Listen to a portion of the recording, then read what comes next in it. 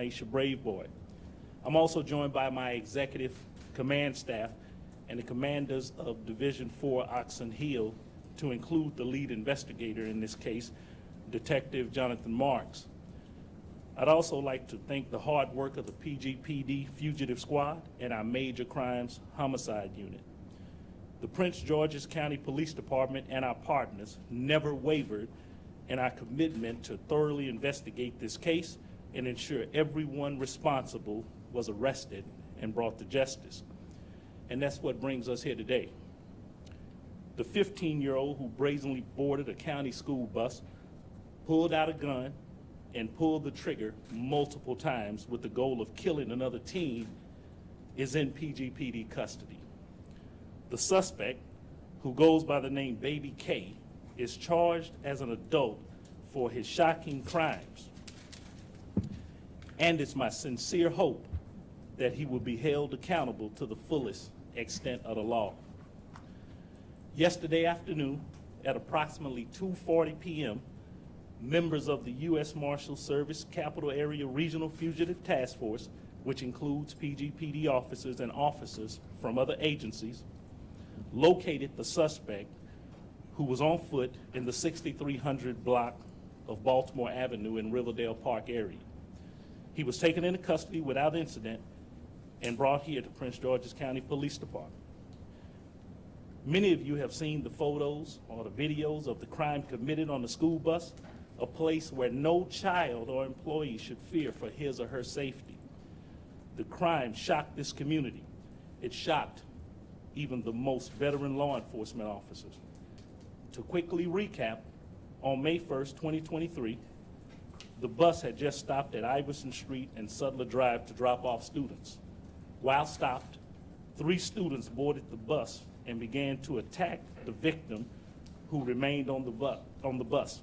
One of the suspects, later identified as Baby K, displayed a handgun and attempted to shoot the victim multiple times, but detectives believe the weapon malfunctioned. The 2 other juvenile suspects who committed the attempted murder on the bus are also in custody. A juvenile female is also charged with conspiracy in connection with this case. They are all charged as adults. Baby K is charged with attempted first-degree murder, attempted second-degree murder, assault, firearms offenses, and additional charges. We hope this arrest and the arrest of the 3 other individuals reinforces our commitment to arrest anyone who commits a crime, no matter their age. I must remember that the vast majority of our youth are not committing crimes. They're living out their lives in a way that they will become productive citizens. I realized over 2.5 decades ago that we simply could not arrest our way out of a crime problem. The solution then tilted the quest for justice too far in the other direction, which will simply not provide us with the positive resolution that all of us desire. We need balance, the type of equilibrium that seeks justice for victims, makes the community safe, and provides real resources to young offenders and offenders alike. We have had 136 shootings this year, and 27 resulted in homicides.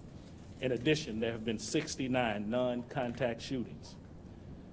Violence becoming a prevalent and frequent way of life. Of the 84 arrests that we've had for carjackings this year, 51 has been for juveniles, marking the 3rd straight year that juvenile arrests for the violent crime of carjackings have exceeded the arrests for adults. With that, it is my pleasure to welcome our county executive to make a few remarks. Good morning, everyone. I'd like to thank all of you for being here this morning, and I want to thank the chief as well for his excellent leadership. I want to thank the department as well for their leadership, and want to thank the men and women who do this work every single day. Thank them for the absolutely tremendous job that they are doing and have done on this particular case. They work to quickly identify the suspects in this case, make initial arrest, and now just yesterday, as you heard, they have brought into custody the final suspect that we were looking for. And so I want to add my thanks as well to the U.S. Marshal Service for the support that they provided in this case.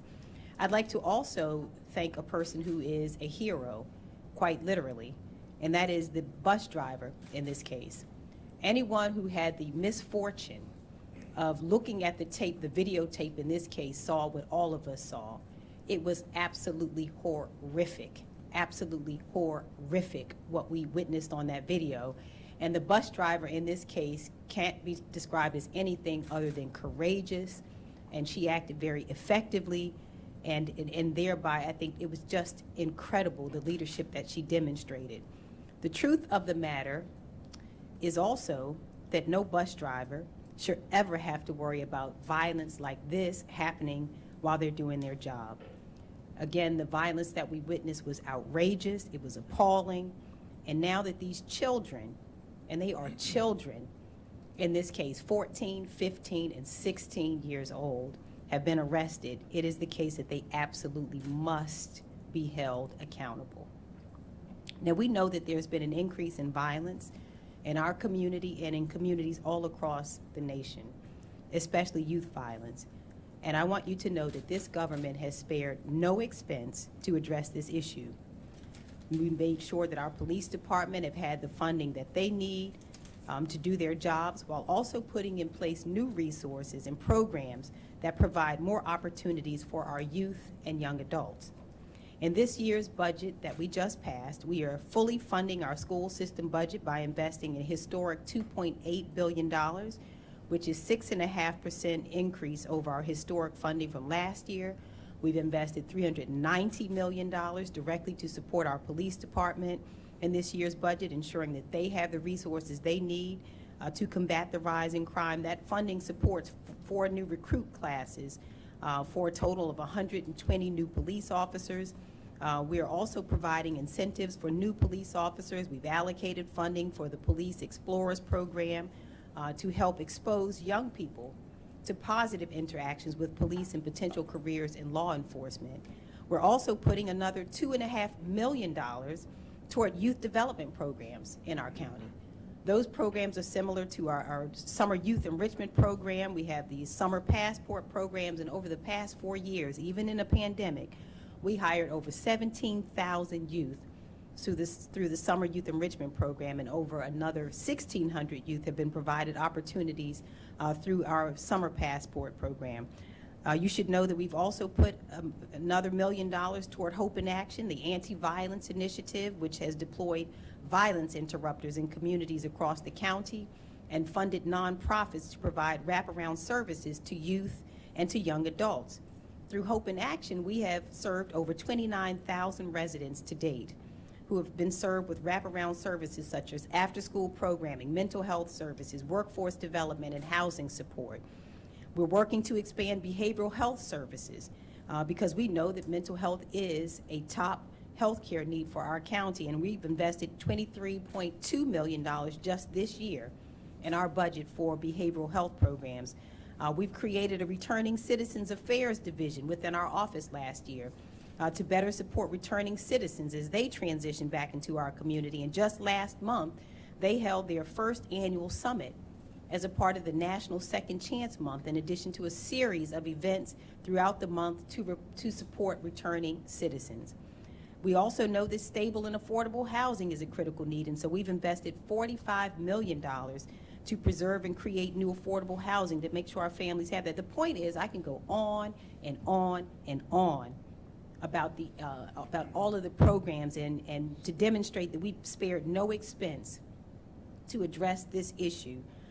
It is the case, however, that although we're making investments in our police department, we're making critical investments all along the way, it is still the case that the issue of violence with our children quite literally cannot be resolved just by the police department.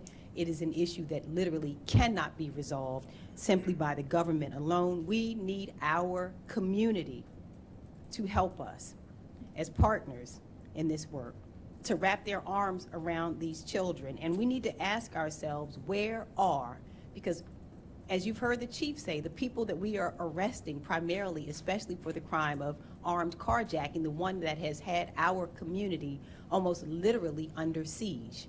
None of us feel safe. I don't feel safe stopping at a gas station to get gas. Look all around, we all feel somewhat under siege, and we have to ask ourselves, if these are children, if they are 14, 15, and 16 years old, where are their parents? It's a fair question. Where are their family members? Where are the aunties, the uncles, the godmamas? Where are the people who are responsible for these youth? They are not responsible for themselves. They are not. So who's looking out for these children? We have to ask ourselves, in this case, how was it possible for a child, to attempt to shoot another child and then to be able to be on the run for weeks? And as our department and the U.S. Marshal Service spared no expense to find the child, the truth of the matter is these are questions that the government can't answer alone. Can't. Where was this child? For a month, the child was on the lam. We have to make sure that in instances like this, we are holding people accountable for the acts of violence that they commit in our community. Is absolutely unacceptable. And as the chief has said, it's a small segment of our kids. The vast majority of our kids, you've seen them all on social media. They've been at proms and they're enjoying themselves, preparing for the next phase of their lives. We're celebrating our kids who are graduating from high school this week. The vast majority of our kids are doing exactly what they should do. They are tremendous and exceptional children, but there's a small segment of our kids who, I have to tell you, because I hear it all the time, program.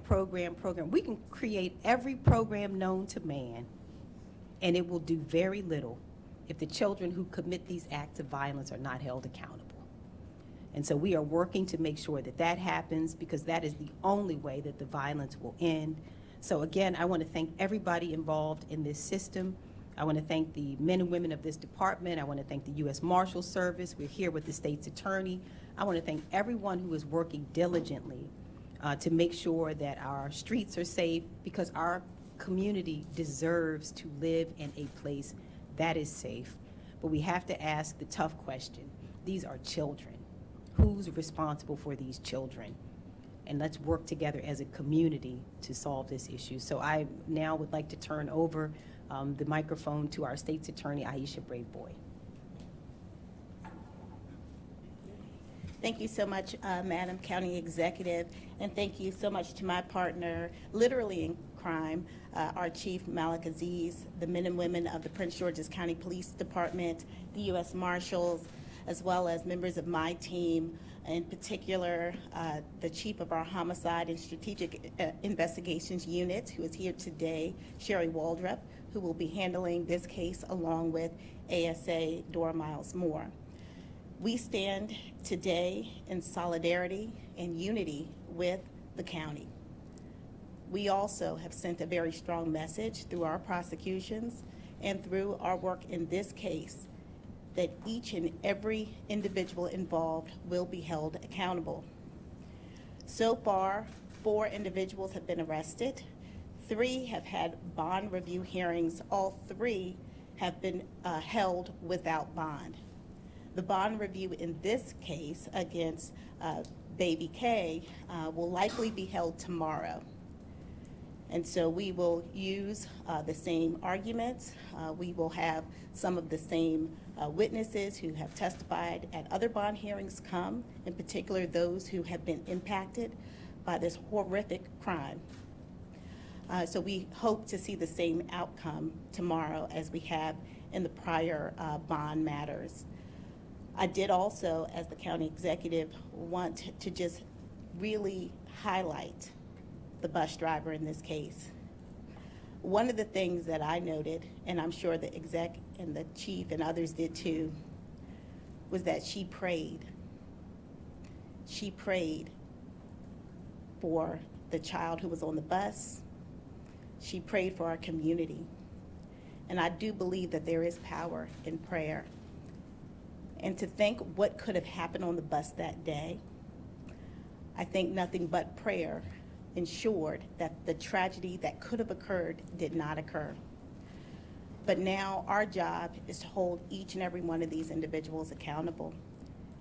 And so we have a commitment to doing just that. We've been working hand in hand with the Prince George's County Police Department since this incident came to light. And we will continue to work with our partners to ensure that justice is served. Thank you. We'll open the floor for any questions that you may have. Chief, I have a question. It's been brought For me? up. Yes. Okay. You would answer. If you're able to talk about, you know, as was mentioned, where's this kid been?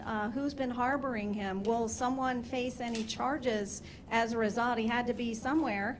And also, where did he get this gun? Well, it's a good question on where has a 15-year-old been, and we're investigating that right now. I would, like to have a belief that adults or someone was helping a 15-year-old elude the police, where he would not come forth to answer up to his horrific crime. But we don't know that at this particular time. The investigation is still new for us. It is still active, and we're seeking to bring some resolution to that alone. We want to know that too. We're seeking answers to that. I will say that it would be my belief that if we can prove that adults were helping a 15-year-old elude the justice arm for the law, then that person should face the consequences also. There's accountability for everyone here. At this point, we do not have that weapon in our possession at this current time, and we do not know where that weapon was obtained. I would add this. Under the new laws of the state of Maryland, it has become more difficult for police to question young people about anything without not a parental consent. Parental consent is not even in play. It is an attorney has to give permission over the parent so that we can ask questions for those who are directly involved in these type of horrific crimes. Next question. Have the juvenile justice reform laws which you're referring hampered this investigation? Are you able to question Baby K? Have you ever been able to question the others? Yeah, I'll reiterate that. The answer is that we could not. It's not, yes, those kind of laws, they do hamper. I do understand, the direction that people are trying to go when you go back 15, 20, 30, 40 years, and you see injustices that, have cracked the system. And then you have, in a new era, in a new time, those protections have given way to a protection of some people who have committed very heinous crimes, which, yes, that does hamper what we are doing now as of October 1st last year. Madam County Executive, are you going to work in any way with the delegation to Annapolis to change some of the reform laws? The state's attorney last week said she's going to work with the delegation on this. Do you think that the juvenile justice reform laws have gone too far? What specifically might be changed? Well, I think the chief answered it, that in their investigations, they're finding that it is difficult and that it has created a barrier to investigating cases. I'll let the state's attorney talk about what she sees in terms of how it's unfolding in their own cases. But I can tell you what the other hindrance is. There's a hindrance in terms of investigating the cases, as you've heard, and that it's becoming more and more difficult to hold juveniles accountable. And I think the public cares about that. They're often asking, I see it all over, what is going on? People are trying to get a sense for what the problem is. That is part of the problem. And you've heard it from the chief's mouth. The state's attorney, I know, can probably answer what she's seeing in her office. But the other hindrance that cannot be ignored is that we have 15 and 14-year-olds running about our community at 1, 2, 3 o'clock in the morning, armed and dangerous, unaccountable, and unafraid. In this case, we have a kid who, if we look at it honestly, is both victim and perpetrator. Clearly, you're a victim. We can't determine whether he was registered in school, where he lived. This kid was roaming about, apparently unsupervised.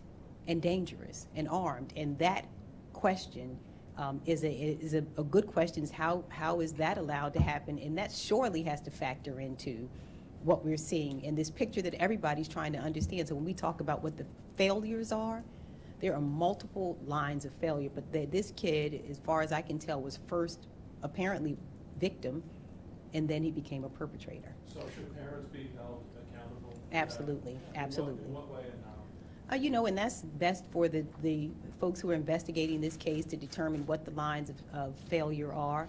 But I think parents have responsibility over their children. I think most people agree. We'll see what the law says about parents and their kids. But I think that, yes, parents and family members ought to have responsibility for their kids. That's what the law says, is that kids are not responsible for themselves. Madam Executive, any thought to reinstating a curfew? Well, the curfew is ongoing. The curfew is just, I have to remind you, just one tool. One of the things we realize is that the environment changes over time. And so it may be the case that the curfew is effective during one period, and we found that it was effective as we began to enforce it last year, and then the environment changed. And so we have to continue to change our tactics. We'll follow the leadership of the police department. They'll let us know which tactics to employ at which time. But the curfew is not an elixir, a complete cure-all. It's just one of the many tactics that we've employed, strategies, to engage parents and family members and to have them asking the question, where is my son or daughter, between the times of 10 p.m. and 5 a.m. when we saw that the majority of these crimes are being committed. Chief, There's a lot of people online. Chief, there's a lot of people online talking specifically about this case more directly. One of the comments are being made is that this juvenile apparently tweeted out or sent a social media message out before saying snakes out of the cage, that he had a history with the juvenile justice system. What more can you tell us about that? And the other part of the question is, like, how can the community trust that there is accountability if we're seeing someone online bragging about being in and out of the system? Well, first, I think you're seeing a greater part of what is happening in the greater culture. This is a newer age of social media, and with no accountability. That, the First Amendment, the right to say anything you so please on the internet, and so we're witnessing it, we're living it right now, and those are what you just said is some tame things to what I've seen that's going across social media, and that is the really first part of what's going on with that individual tweeting out things. What was the second part of your question? Well, you mentioned that, but can you tell us any more about what you all know of his history? You mentioned he may have been a victim first and now is a perpetrator. I believe what the county executive is alluding to. We have a system, and a system is built upon parental accountability, taking care of a young person. People who bring young people into the world have an obligation to take care of that young person. Make sure they go into school, make sure they're living their lives in a positive way, bringing them back in line with rightful and progressive type of discipline that is meaningful for that young child as well as rewards. And what we have seen, even in this particular case, is that the question is a legitimate question. Then where's parental accountability? And that parental accountability can, if you leave it alone, it's unchecked, it's not balanced, then that child has no guidance. That youth has no guidance. And with no guidance, then that youthful individual becomes a victim of the circumstances that may prevail around him. Therefore, then exacting the harm upon a community or others in a vicious, sick cycle of things. And I think that's really what it is. So what we're looking for now is, how do we actually hold people accountable in a meaningful way and bring real accountability or resolution to situations that involve parents, because some parents are really ill-equipped to take care of young people that they have brought into the world as their parent or guardian.